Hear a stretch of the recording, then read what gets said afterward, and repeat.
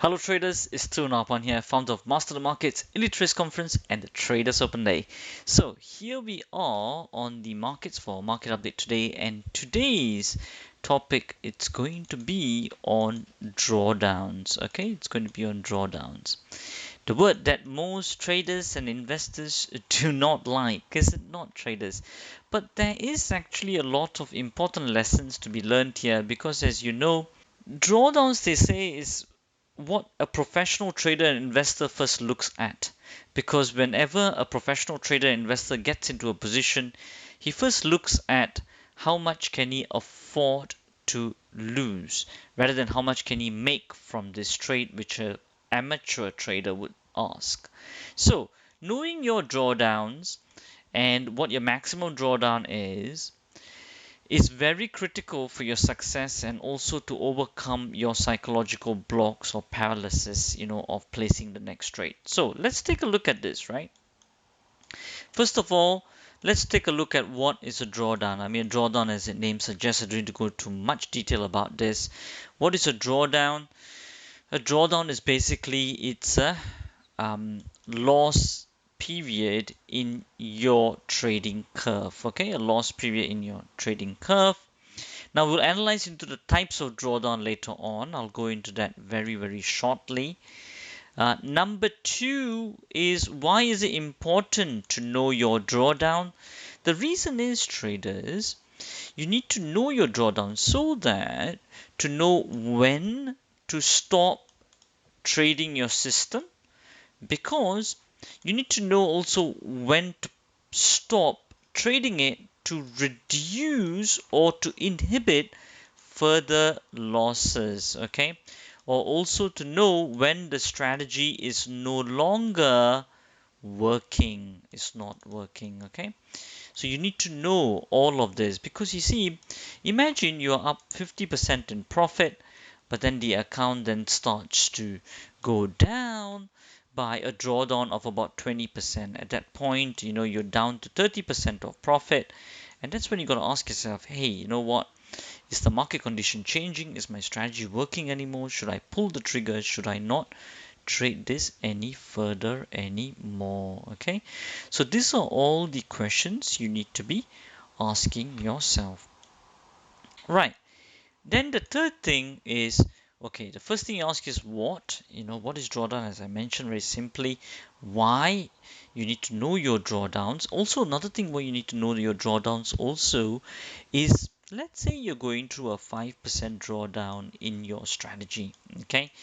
At that point, when you want to place the next trade, you might have a psychological fear, is it not, traders, of whether I should take this trade or not. Is it going to continue? That analysis paralysis starts to happen, right? Not even analysis, really paralysis of pulling the trigger for the next trade because you think in your mind, because of the past, that the losses are going to carry on forward. So to overcome that psychological barrier of pulling the next trigger, you need to know your drawdowns. If you know that your maximum drawdown is 20%, then even though there's a 5% drawdown, you will say, you know what, that's fine.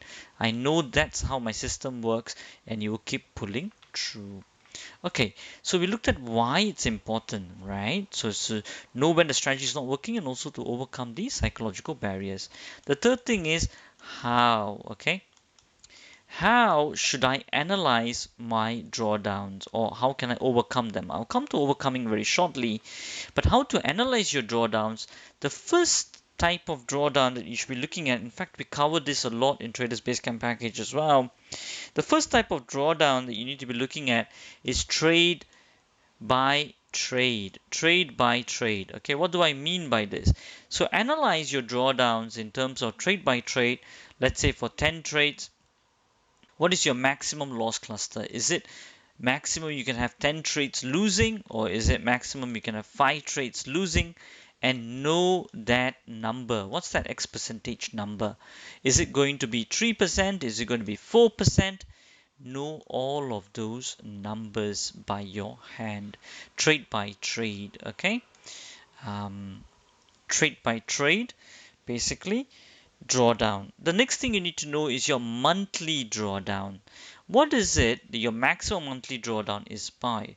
Not trade by trade anymore, monthly. Remember, you can have a trade to trade drawdown of 5%, but for the monthly, you can still end up plus 3% profit. This can be minus 5, but end of the month you can end up with plus 3% because the profitable trade would have come 8%, would have overrode those losses. So when you look at the monthly drawdowns, this never appears, the trade by trade. So know both of them. So your monthly drawdown as well, maximum monthly drawdown. Then the third thing that you need to know is your peak to valley drawdown. Peak to valley drawdown. Now this is very important. So when you analyze your trading system, just like how this curve is, right, on this trend-based trading here, when you analyze that, you got to see for yourself, when you got a drawdown of this, how much maximum was that drawdown before a new equity high was reached. Okay, how much was this drawdown and what was the maximum? Let's say this was minus 3%, and let's say this was minus 5% in your equity curve. That's your maximum peak to valley drawdown before this last high was taken out. That means if it goes up higher, then that was your maximum peak to valley drawdown. If it went down further, let's say this was a 5%, it went up a little bit, okay, but then it went back further down before it took out this high, then your maximum peak to valley drawdown is from that top to this low over here. Okay, so you must know all of these figures. In fact, we go through this in much more detail in Traders Basecamp package as well.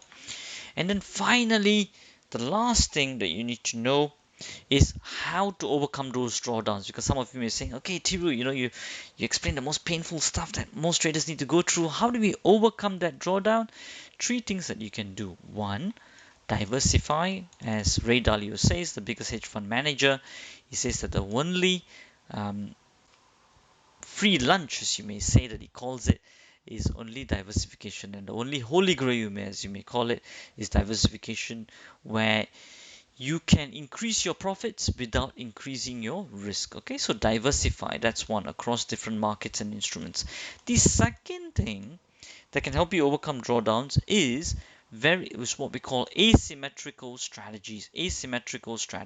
Reward to risk, asymmetrical reward to risk strategies, in the sense that we get using 5-to-1 reward to risk strategies in terms of trend trading and all of that. And the last thing, what I just want to remind you in terms of drawdowns, in terms of this asymmetrical reward to risk drawdown, is you need patience for those trend trading strategies, okay, to overcome the drawdown. If you remember, I refer you back to the Big Short movie, and if you haven't watched it, you must watch Big Short.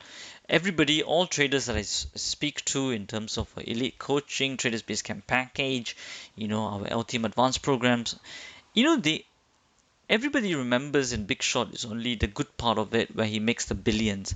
What they do not know is how long he went through that drawdowns for. In fact, as far as I can remember, he went through 5 years of looking at drawdowns before he made his billions. Okay, so that's what I will leave you with. In terms of trend trading strategies, in terms of asymmetrical reward to risk strategies, it's a big patience game, and you need to remember that to overcome your drawdowns. But to have that patience to overcome the drawdowns, you must know your drawdown figures, which I've mentioned to you. Okay, so a quick recap what we have looked at. We looked at what is drawdown, why it's important to know your drawdown, and finally, how to overcome the drawdown, and how what are the figures that you should be knowing, in also knowing when the strategy is not working, and also to overcome your psychological barriers. The 3 types of drawdowns that you must know: your trade by trade drawdown, monthly drawdown, and your peak to valley drawdown. Okay, alright, so that's all on that topic for today. So now let's take a look now in terms of the market, how the market is performing in the market watch. So let's take a look over here. So for over here, in terms of dollar Swiss, we are having a new turning point here. Highly probably this low will confirm. If the low confirms, open equity to the upside, following the momentum of the current trend. Okay, dollar yen on the other hand, you can see the open equity is more coming towards the downside. Upside is getting a bit more tougher to continue on. So I would say more open equity to the downside, but first level to take out is the low of this 108.56. Cable, on the other hand, you can see it's continuing more further to the downside. If the top confirms, then I would say revert to the downside and more open equity to the downside.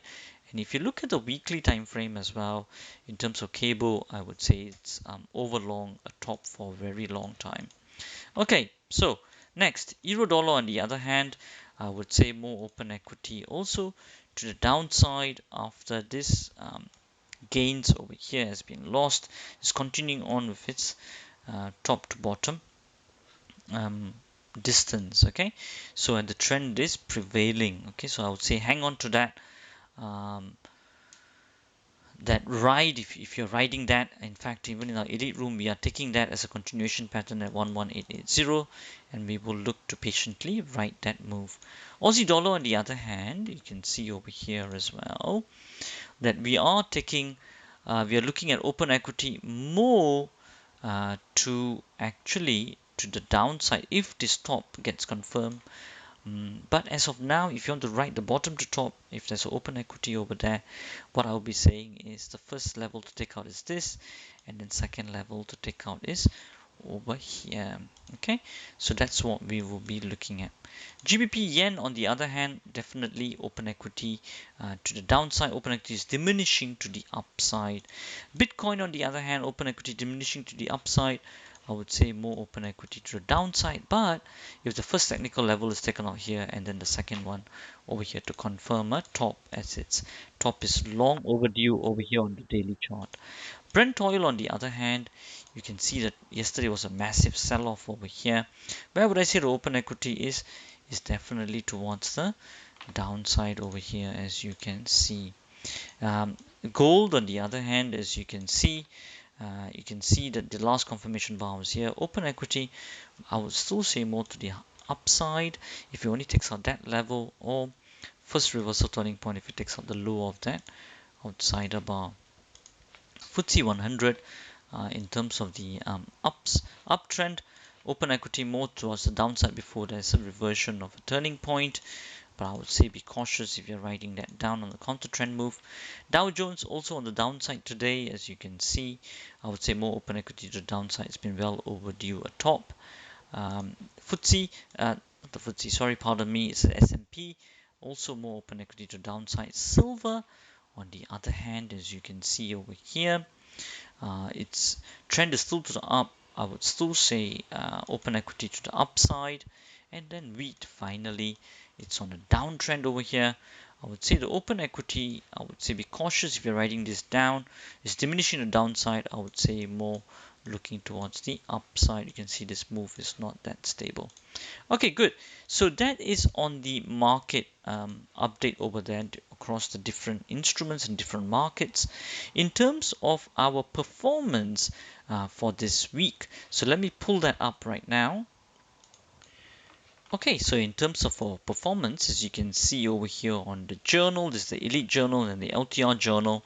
When we look at all of them together, you can see over here that in terms of the Elite Room, these two strategies has been flat. Cash in 4.0, 20%, 70%, 70% has taken a 1% hit. A quick exit has made 0.35% profit. Slow exit minus 1.68, minus 2.33 for Elite Room. Live Trading Room, on the other hand, you can see over here the lift off 20 in terms of there's a minus 0.95 there. 20% OE, 70% OE, it's 0.56%. Like that, we are minimizing the drawdown by complementing both of the different versions of the same strategy. And also TSL primary, we took a little bit of hit at minus 2%, minus 1.99 to be exact. And then one day exit, we've got it at minus 0.5. Okay. Then in terms of the total on the live trading room, we did take a little bit of drawdown this week as well, minus 2.9 overall across the two rooms, minus 5.23%. As I said, in terms of drawdowns, do know your drawdown figures so that you don't have psychological barriers to carry on if necessary, and if your strategy is still working according to optimal performance. If they are not, then it's time to go back to the drawing board and then to review. As far as we are concerned in terms of this is perfectly normal. We'll continue taking our trades moving forward, waiting for the bigger runners to come and for the market to get in true trend and true momentum.